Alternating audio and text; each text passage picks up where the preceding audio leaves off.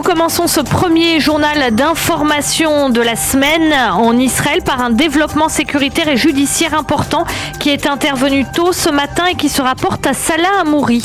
Et oui, en effet, Eva, le terroriste palestinien de nationalité française a été expulsé d'Israël ce matin vers 6h heure locale vers la France à la suite de la décision de la ministre sortante de l'Intérieur, Ayelet Shaked, de retirer son statut de résident permanent en Israël en raison de ses activités terroristes. Je vous rappelle que Hamouri avait été accusé d'avoir, entre autres, tenté d'organiser l'enlèvement du Rav Ovadia Yosef. Il est responsable d'autres actes subversifs. Il est membre du FPLP. Selon son expulsion d'Israël est définitive, annonce-t-on ce matin côté israélien. Ayelet Shaked s'est félicité de cette expulsion. Il s'agit d'une procédure longue et je suis heureuse d'avoir permis son aboutissement peu avant la fin de mon mandat, a-t-elle déclaré.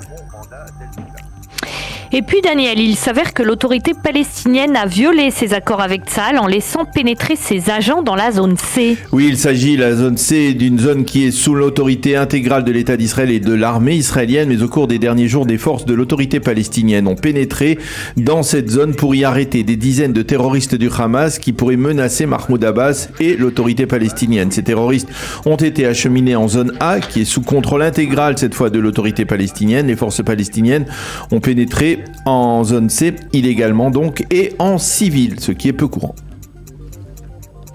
Nous entrons en Israël dans une semaine politique cruciale avec, selon toute vraisemblance, la formation d'une nouvelle coalition. Oui, en effet, sauf changement, c'est mardi que Binyamin Netanyahou se rendra à la présidence de l'État pour annoncer au président Herzog qu'il a réussi à former une coalition majoritaire. Mais selon toute vraisemblance, Netanyahou devrait profiter des 7 jours que lui accorde la loi pour présenter à la confiance de la Knesset son 6e gouvernement, de telle sorte que celui-ci devrait être présenté à la Chambre lundi 28 ou mardi 29 décembre prochain. Aujourd'hui, l'équipe des négociateurs du Likoud doit s'entretenir avec les représentants de toutes les formations qui siégeront dans cette coalition, et ce afin de mettre un point final aux tractations. Ceci étant, la Knesset votera aujourd'hui en seconde et troisième lecture la loi empêchant 4 députés d'une même formation de faire scission et de former un groupe parlementaire autonome. Et puis en marge, le Likoud a porté plainte contre le détenteur d'un compte Twitter qui est allé trop loin pour protester contre la formation du gouvernement Netanyahou. Oui, en effet, le grand parti de droite a porté plainte contre Yariv Perlmutter, un Israélien qui a publié un post sur Twitter dans lequel il appelle, je le cite, à la solution finale contre Netanyahou et sa famille. Il semble, écrit-il dans ce tweet, que même le bandit et voyou Netanyahou a compris qu'il était un voyou et pour lui, pas d'autre solution que la solution finale. Fin de citation au Likoud. On accuse Perlmutter d'incitation meurtrière.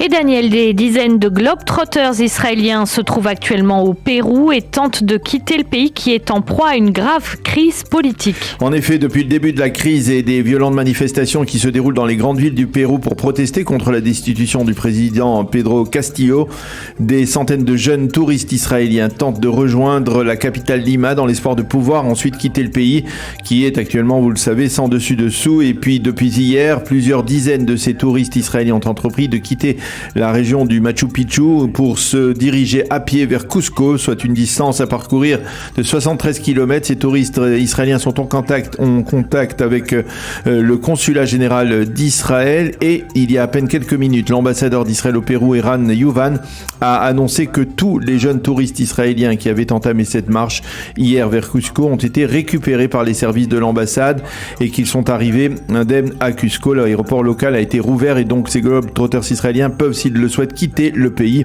L'ambassade appelle d'ailleurs tous les touristes israéliens à ne pas s'approcher des zones de tension et de manifestation. Et puis bien sûr, Daniel, impossible de terminer ce journal israélien sans passer par ces deux informations. La finale du mondial de football au Qatar et le début de Hanouka. Effectivement, et ce sera presque à la même heure l'allumage de la première bougie de Hanouka, une bougie qui, on l'espère, apportera beaucoup de lumière dans des millions de foyers israéliens et juifs, et une finale de la Coupe du Monde qui apportera, on l'espère aussi, sans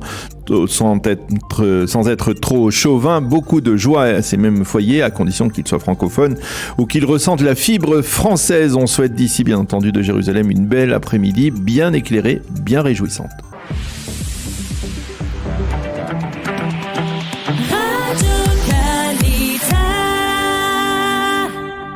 Boker Tov à nouveau et Shavuot Tov. Nous allons passer une page, bien entendu, météo pour terminer et compléter ce premier journal d'information. Le temps sera clair et ensoleillé.